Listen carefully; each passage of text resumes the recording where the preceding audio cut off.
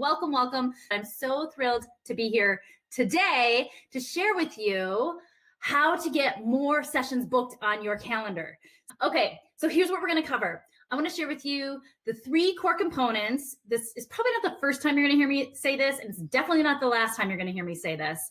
The 3 core components that make your business incredibly simple.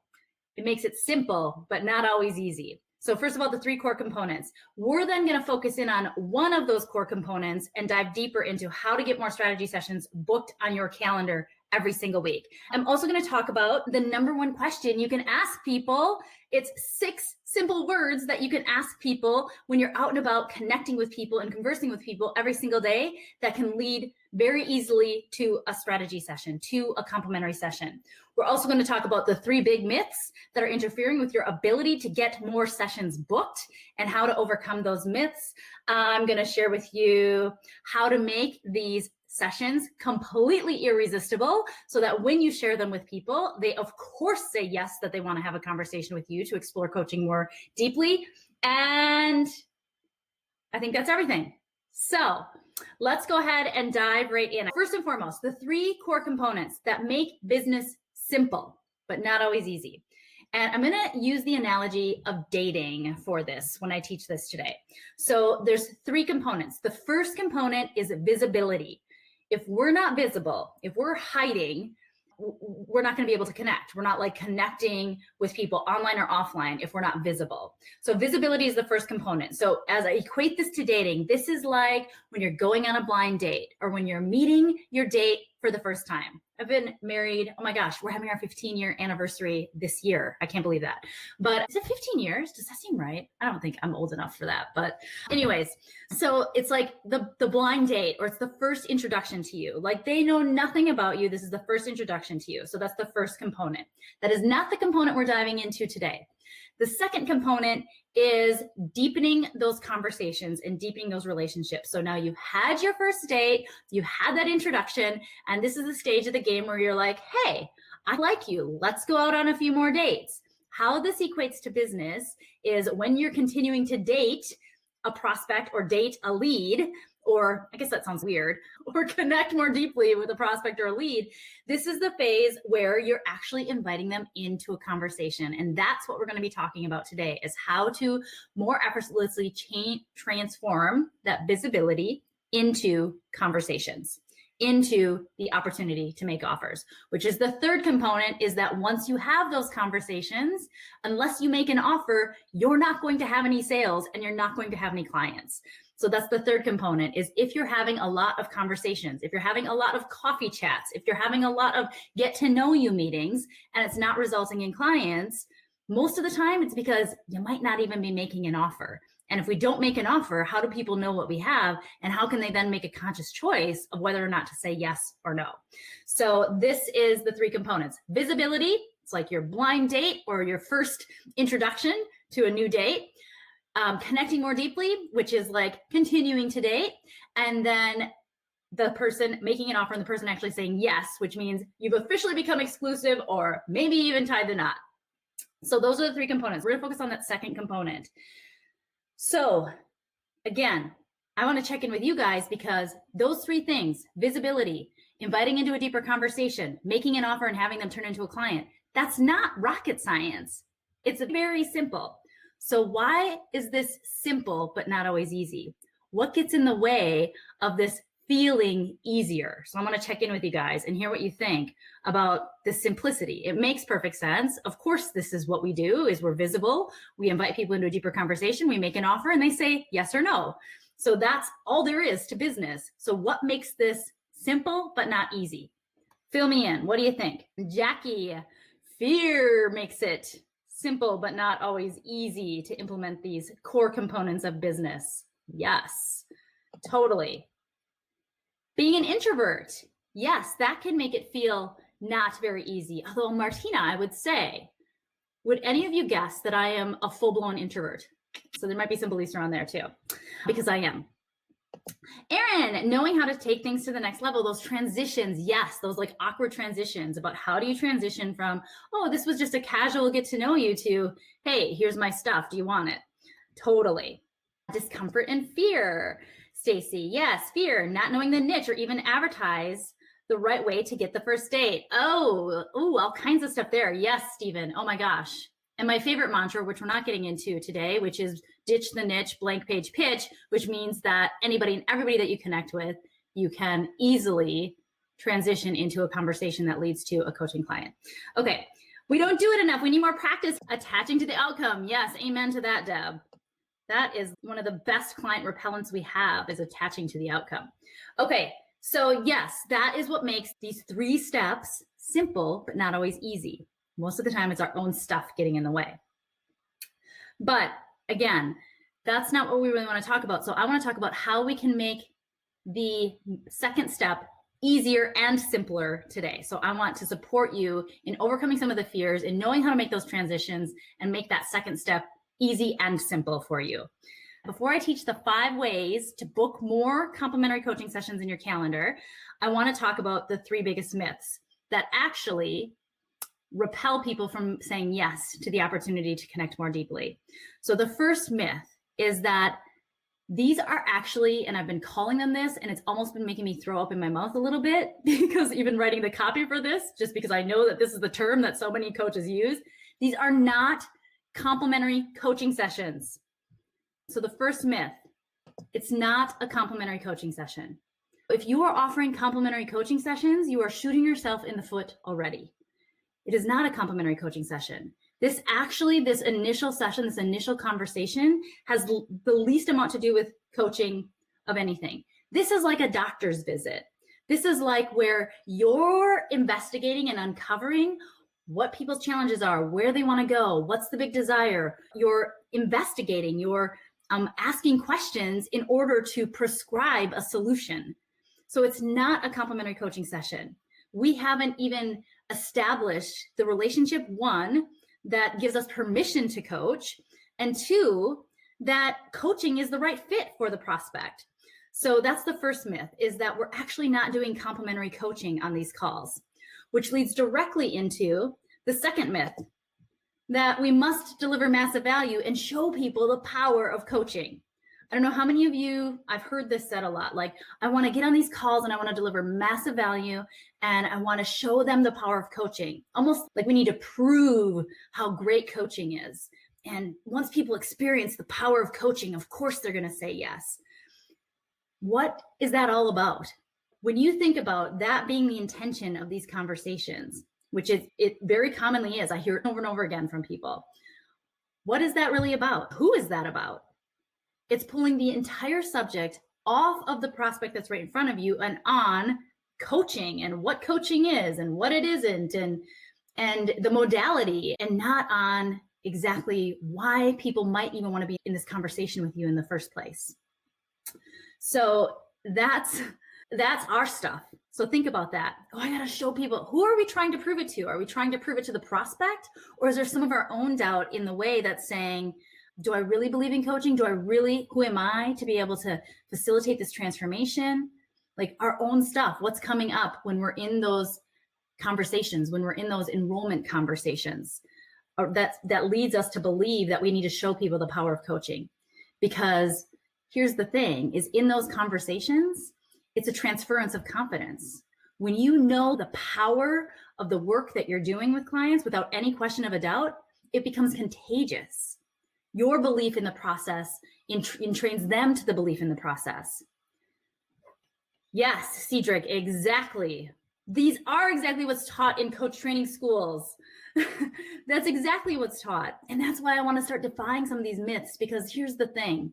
Many of you, we attended the same coach training school. I'm a trainer for a coach training school. So I'm regularly in the training room training new coaches. And here's the thing. Here's the thing I know about the company that I'm aligned with, training new coaches, is that we are phenomenal at creating amazing coaches. We are experts when it comes to teaching and training coaching skills that facilitate transformation for people. We are not experts at our coach training school in business. We are experts in how to deliver coaching. We are not necessarily teaching our coaches the ways that work on how to build a business, which are two totally different skill sets. So that's the disconnect, is that We can be phenomenal coaches, but that doesn't mean that we're really outstanding at business. Do we use our coaching skills during business? Absolutely. But there's so many things that we do, especially in the marketing and sales aspect of our business, that are a totally different agenda. It's not just holding the client's agenda. It's not just following the ICF code of ethics. There's more to it, that it's like, again, a doctor. They're not performing the surgery before they've even diagnosed the challenge. They're not prescribing the medication before they've even asked the questions to uncover the medication that's going to serve them to the highest capacity, right? So this is the stage of the game where actually we pull back our coach role and we start to step into investigator, doctor, uncovering the whole picture.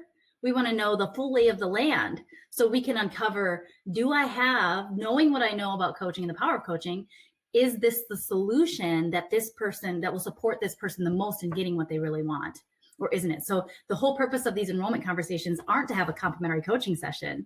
They're to uncover where the prospect is, where they want to be, because we can't coach anybody without those two answers anyways. And we don't have all day to do these sessions. So this is an introductory session, not to coaching, an introductory session to uncovering exactly what the lay of the land is, so we can really powerfully prescribe, offer, share a solution that bridges that gap. Okay, cool. So that's myth number 2, right? That's why it's a myth, because we're taught that over and over again. Do complimentary coaching sessions. Make sure you explain the power of coaching. Oh my gosh, this is the other one that drives me bonkers. Oh, and sometimes I have to teach it. Describe to people the difference between coaching and therapy, and consulting and coaching, and mentoring and coaching. That is not the place to do it in an enrollment conversation. Now, again, we've got the ICF code of ethics. It's important that people understand the role of a coach. All of that comes when the client says yes. That does not come in the enrollment conversation. Because frankly, when that person is investing time, their only non-renewable resource and your only non-renewable resource, they're really not looking for a lecture on what the difference is between coaching and therapy. They want to know, and this is a huge game changer, people are actually disappointed when you don't have the solution that they're looking for. The whole reason that they decided to step into a conversation with you is because they have a glimmer of hope that maybe you have an answer that they're looking for. And so it is incredibly disappointing to our prospects when we don't have that solution. So this is another thing why we're doing such a disservice if we don't make an offer when we know we have a solution, when we let our own stuff get in the way. They're so disappointed. They are more disappointed, most often, prospects are more disappointed than you are about it not becoming, the person not becoming a client. So yes, so those are 2 of the myths. Now the third myth, oh, this is the other one. That at the end, after you have maybe already done the 2 myths that I already talked about, that you start selling coaching. So I started talking about this already. Nobody is buying coaching. Nobody's buying coaching. Now that might come as a shock, especially for some of you that might still be in coach training, but nobody's buying coaching. So if you're selling coaching, you're selling the wrong thing. Selling coaching is like selling the airplane seat on the way to Hawaii. It's, oh, look at this beautiful seat. It's going to be super comfortable for this 8-hour plane ride. Nobody cares about the plane ride. They want to get to the place that they're going. They want to get to the destination. So what we're selling is always the benefits, the results, the opportunities that they are desiring, the solution to their challenges, the overcoming of the obstacles. Coaching is the way that happens, but that's not what we're selling. So this is the other big thing, that when we're making an offer, we're offering coaching. Well, I'll coach you and we'll do this and we'll do that and we'll do all these logistics, but nobody's concerned about the logistics. Those come after the fact, after there's a level of confidence that you have a solution that will help them bridge the gap from where they are to where they want to be. So when we spend all this time explaining what coaching is, we're missing the boat. Because again, let's go back to the doctor analogy. If I need to have heart surgery, do I really care what tools the doctor is using? Are you going to tell me which stethoscope brand you're using and which model number it is and how that one's different than the other models? No, we're not concerned about any of that. We just want our heart to be healed, or like we want our ailment to be healed. So we're not selling coaching. People aren't concerned with coaching. What they're concerned with is what is the solution and the results and the benefits that could come as a result of the work that you're doing with your clients. Rita, gap analyst. Yes, gap analyst, exactly. Stretch the gap. That's the key to these conversations, is stretching the gap. So let me go back to that first myth when I said that I must deliver massive value, because here's the other thing too, is if I'm not, I'm going to go back to this myth completely because I missed a couple of pieces I wanted to share. Rita, I think you sparked it. Don't underestimate the power in these conversations of helping people get crystal clear about what they want and helping people also get crystal clear about what's been getting in their way. There is so much value in people having that clarity in and of itself, that regardless of the coaching of bridging the gap that comes when they hire you, it's so powerful for them to get crystal clear. I just did a call with a new Art of Client Creation client yesterday or the day before, and I asked one question that brought this massive clarity. I think I asked, this didn't mean to be a sales training, but there's 4 things I'm always looking for answers to when I'm doing these conversations. And this is the anabolic way I like to do enrollment conversations. What do you want? What are you really wanting? What's the big desire? What would that do for you? So that's what do you really want and why is it important? Those are 2 of the things. Then the next 2 things are, what do you currently have in place to help you create what you really want? So I want to know, what do you already have in place for this? And that was the question that this new client was like, oh my gosh, wow, I'm not doing any of the things that I just said I wanted to be doing. And it was like this huge epiphany. And it wasn't coaching. I had an agenda. I want answers to these 4 things because that's what's going to allow me to diagnose and decide whether or not I have a prescription for you or not. So that was the third thing, is what solutions do you have in place to get the results that you're really wanting, that picture that you just painted. And if they say that they have a lot in place, then the follow-up question is, okay, so you have all that in place. What's missing from that? Or what do you wish that had that you don't have around that solution? And then I know what their gap is. So I'm looking not only for the gap of where they are and where they want to be, I also want to know, what's the gap? What do you believe is the missing piece that will help you accomplish what you really want to accomplish? And if that missing piece matches what I know are my unique gifts, talents, and skills, then I know I have a prescription and a solution that I can offer. But if it's not, then I also know that I can connect them to somebody else that has the piece that they're looking for. So this is, again, I didn't mean to get into like how to actually do enrollment conversations. And I know I have other trainings around sales, but that's the piece I want to know is, again, what do you want? Why is it important? What solutions do you have in place to resolve it? And what do you really want those solutions to include? And if they say none, what do you wish you had in place? Those 4 things, boom. And you're golden to know whether or not you're a good fit for that prospect. What about when we describe our process of transformation? Erin, this is twofold. I love that you brought this up because it depends always on the intention underneath it. So for example, in our Art of Client Creation groups, I love explaining the power of group intention. But why it's so effective for me to explain that process is because my energy behind it is so just like on fire. It becomes contagious because I'm like, this has been the missing piece in mastermind programs. And as soon as I start describing it, what people are feeling is not the process, but the belief and the confidence behind the process. So they're entraining to the energy and the intention behind it. They really could care less if group intention is done for 2 minutes or 1 minute, or if there's 8 people or 10 people. All of that stuff is irrelevant. But what they're picking up on is the energy, the excitement, the knowing, the confidence of the power of the process.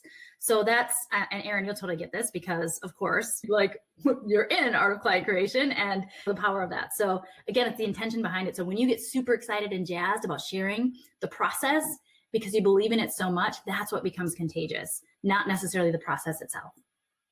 Okay, yeah. What about the fact that they have the solution, but we aren't the ones to help them uncover it?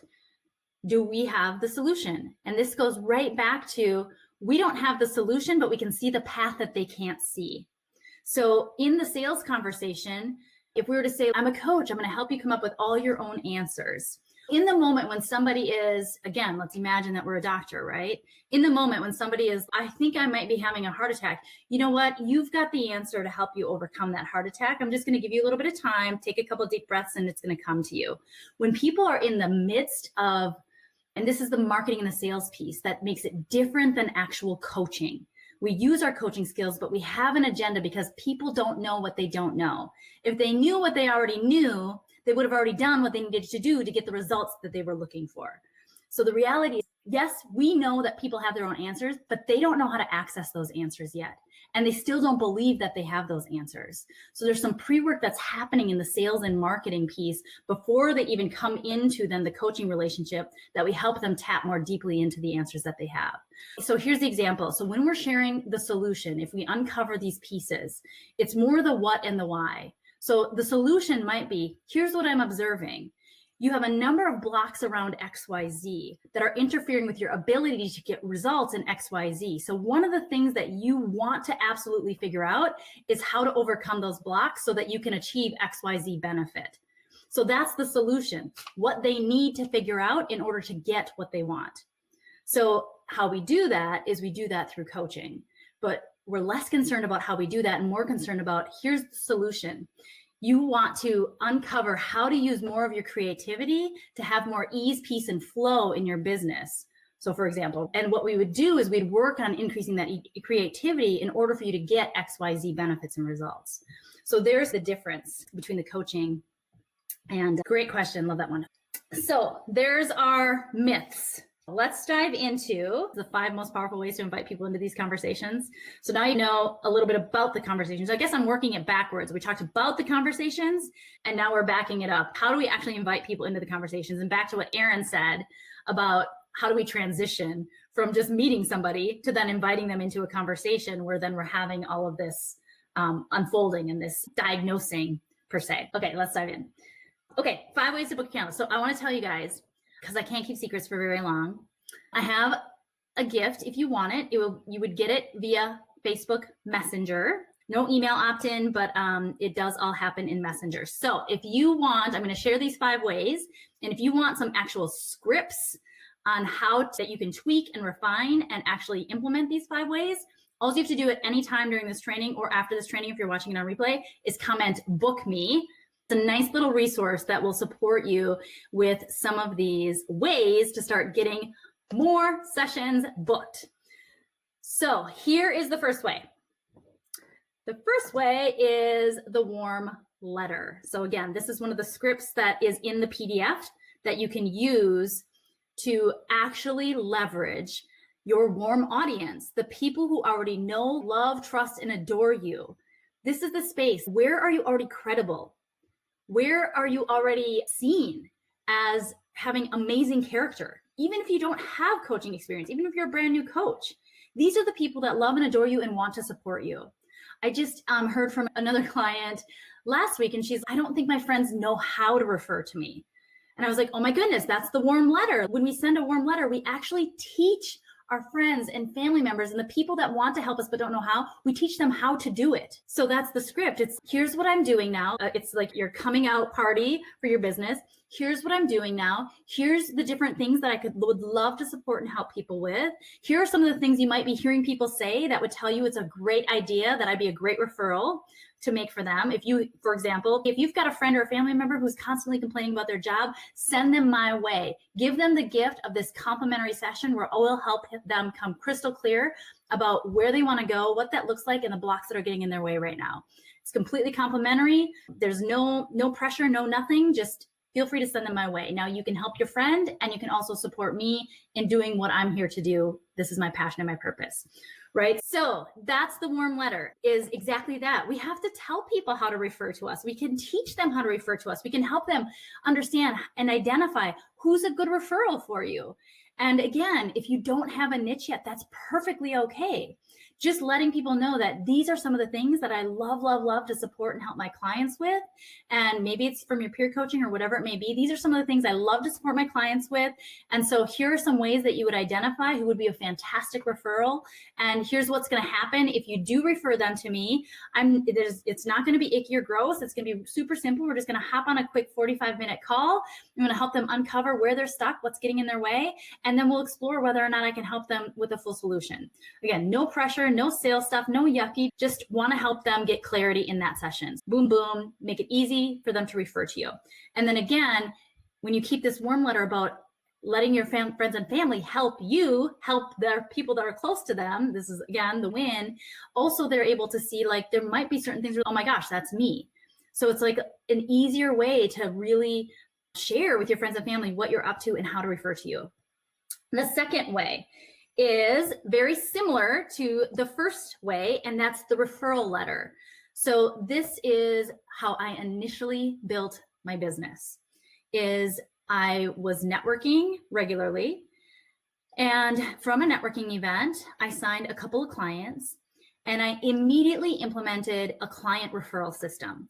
Essentially, every new client that came in, I let them know if they find that they are really loving the work that we're doing together, or as they're feeling super excited about the work that they're stepping into, if anybody else comes to mind that they know is in a similar situation, I love working with clients just like them, that they could that this is what I'd be looking for, and this is how to refer to me, and here's what happens. And I actually gave my client referrals at that time, I actually gave them, I'm trying to remember, I think I gave them a 20% referral fee, which meant that if they referred 5 people, their entire coaching package would be covered. So not everybody feels great about that. You can find your own way to do it. But to me, it was just a fantastic way for me to offer a referral fee that made it a win. But I always told my clients too, like I had to teach them and train them how to actually make that referral. So it wasn't like became their own objective because it was such a handsome referral affiliate kind of fee.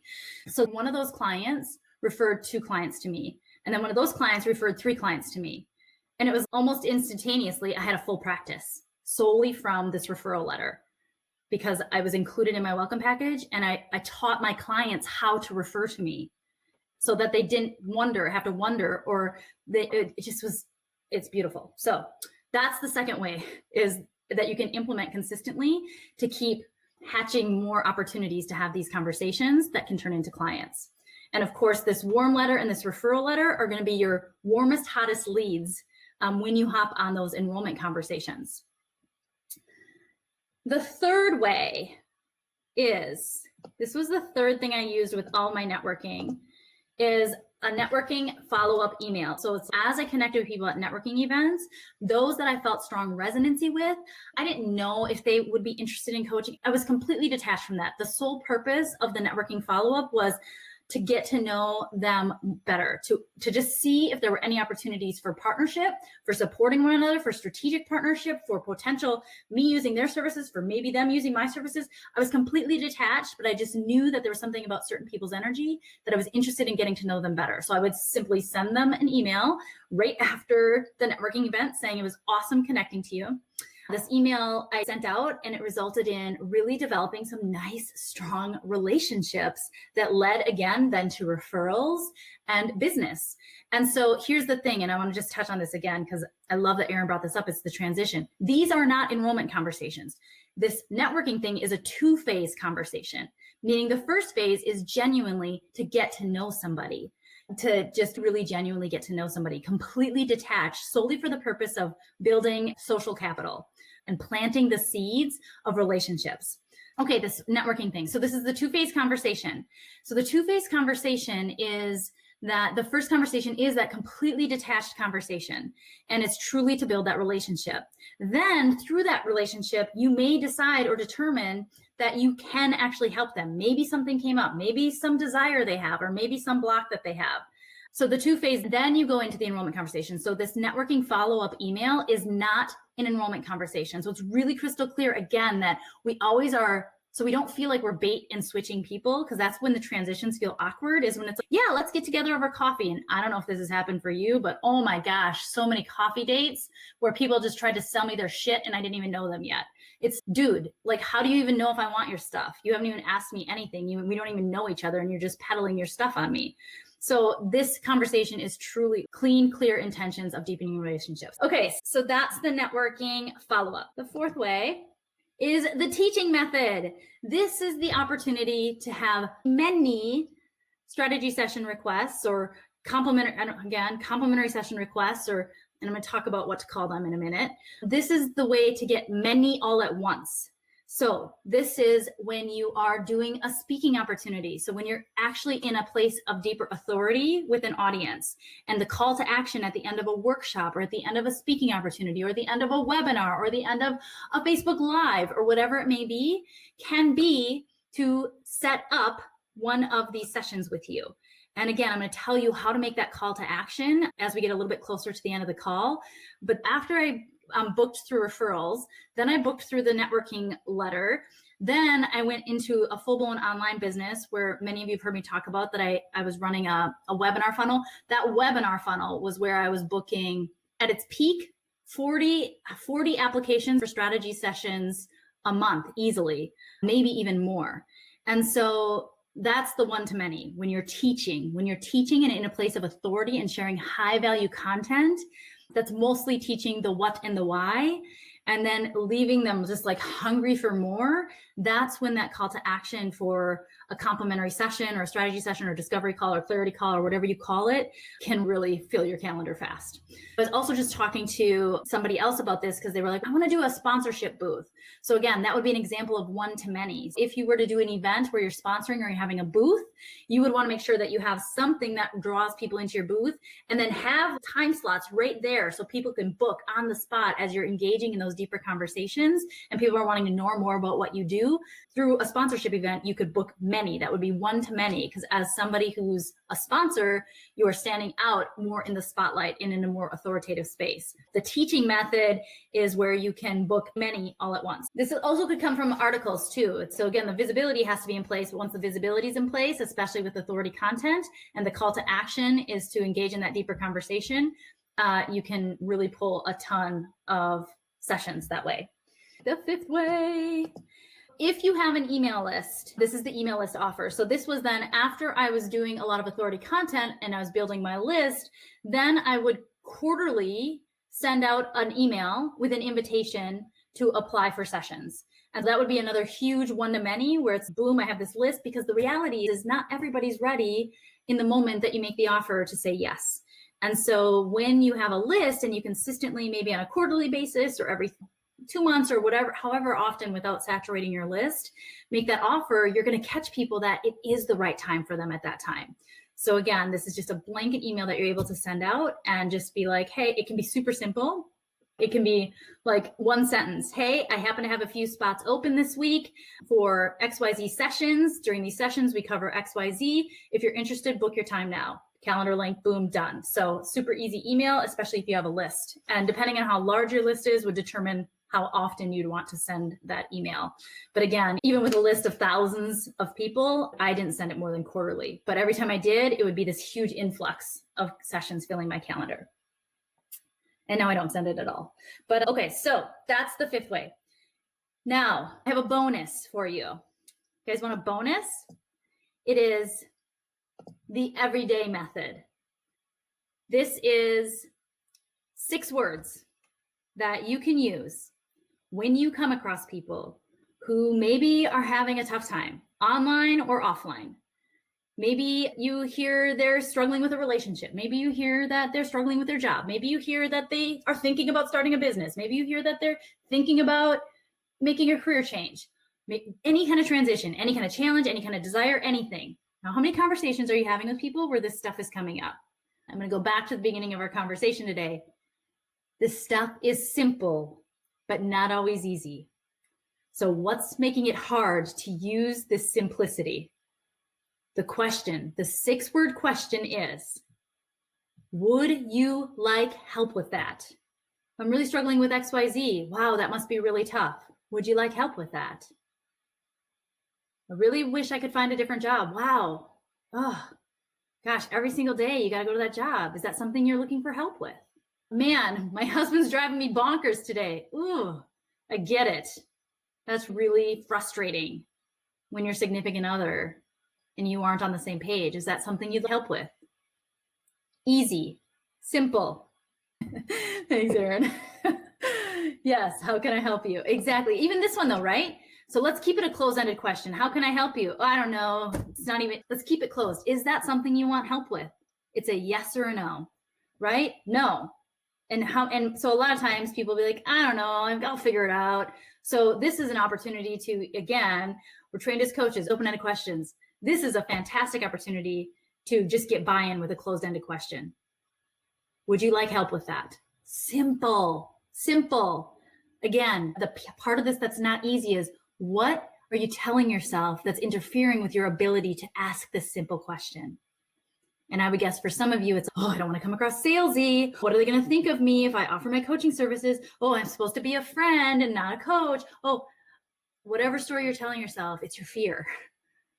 It's a simple question. And you know what? It also negates their ability to make a conscious choice of saying yes or no. So ask the question. And if they say no, and if they say yes, okay, take the next step. Doesn't mean maybe they're going to become a client. Maybe it does, maybe it doesn't. All you know is that they're open to receiving help. Okay, let's have a conversation. Let's have a deeper conversation about what's coming up for you, what blocks you might be having, what's interfering with you having what you want. And then we can decide what the next steps are from there. Easy, simple. Here's your bonus, your everyday method, every single day. So here's the secret of all of this. None of it can happen without visibility. So it doesn't matter how perfect your website looks, how amazing the copy is, how perfect the logo is, how fantastic the colors are, like none of it matters. This is our ability to connect with another human being. And through that connection, whether it's networking or speaking or going through our day-to-day and having a conversation at the post office, there's always an opportunity to make an invitation to support, help, and serve people that are looking for it, and see where the conversation goes and see how it unfolds and whether or not it makes sense to make an offer for your coaching services. Because again, without conversations, here's the equation. Conversations plus offers equals clients. Conversations plus offers equals clients. How many conversations are you having that you're developing relationships with? How many of those conversations are you making offers of your services to? And then how many clients are you signing? And if you're not having conversations and you're not making offers and you're wondering where your clients are coming from, there's your missing link. Simple. Okay, one more thing to cover. How to make these invitations irresistible. So I've already been alluding to this a little bit, and I already said these are not complimentary coaching sessions because most people have an idea what coaching is, but they don't really know what coaching is. So to call them that is boring. So here's how to make your invitations irresistible. And you can, when I talk about, I say ditch the niche, blank page pitch. So again, in these everyday conversations that you're having with people, you can name them whatever you want in the moment. So come up with a name for your sessions. So for example, if you're speaking on a topic, let's say you're speaking on how to find a job you love. Name it. And so at the end of it, and for today, or for those of you who are here today, I'm offering a Find a Job You Love clarity session, discovery call, whatever you want to call it, consultation, but add a benefit-focused statement in it. And it can be simpler than that too. I call mine business breakthrough sessions. If you're looking for a breakthrough in your business, I'm offering complimentary business breakthrough sessions. This is a 45-minute call, and this is the second piece to making the offer irresistible. List the benefits of the call that are perfectly in alignment with your sales process. So I already explained to you, and there's another video in this group of the 10 questions to ask during sales conversations when I have my hat on. You can state the benefits so that it's in perfect alignment with how you do your sales conversations. Like I told you, I'm always uncovering 4 different things. Then I would say to somebody, hey, and I'm offering complimentary 45-minute business breakthrough sessions.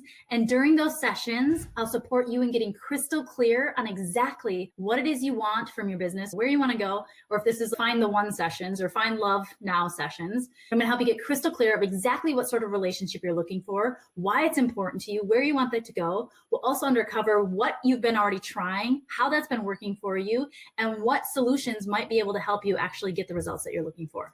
So you state exactly what you're going to be covering in the sales conversation. That is benefit enough for people to be like, yeah, I do want clarity around this, and I do want to know what the solutions are that will help me get what I want. Super easy, making your invitations irresistible, a benefit-focused name for your sessions based on the audience or the person that you're talking to. You run into somebody at the post office and they're like, I have a really sore toe. Oh, so that's great. Boom, is that something you'd help with?